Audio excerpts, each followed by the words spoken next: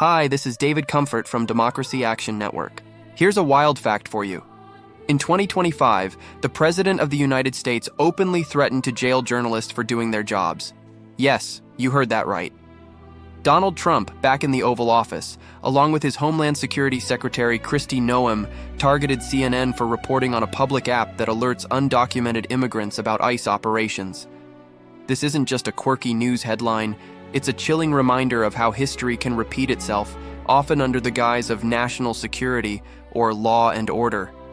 Ever notice how authoritarianism often creeps in quietly? It doesn't always come with tanks on the streets, but rather it begins when dissent is silenced. The First Amendment, which our founding fathers placed at the forefront of our rights, is under siege. When the government decides what constitutes acceptable journalism, democracy begins to crumble. This isn't merely a political issue.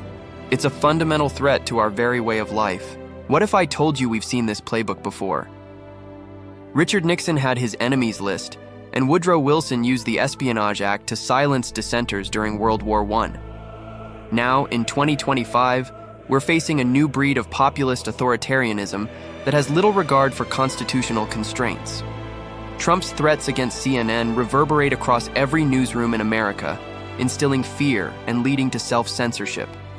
This chilling effect is exactly what dictators dream of. They don't need to jail every journalist, just enough to create a culture of fear. Let's talk about the implications. If journalists fear prosecution for reporting the truth, investigative journalism will wither, whistleblowers will stay silent, and civic ignorance will flourish. Imagine a world where the only information available comes from biased sources or state-run propaganda. That's not just absurd, it's dangerous. Now, how do we combat this? First, we must demand that every member of Congress, regardless of party, publicly condemn this assault on the press. Silence is complicity.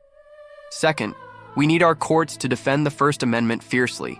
And third, we can support independent journalism with our wallets. Subscribe, donate, and share their stories. The corporate media won't save us. We must be the ones to rise up for truth. This is not just about CNN, it's about the future of our democracy. July 2nd, 2025 could be a dark day in history, or it could be a turning point if we choose to stand up. Remember, control the narrative, and you control the country.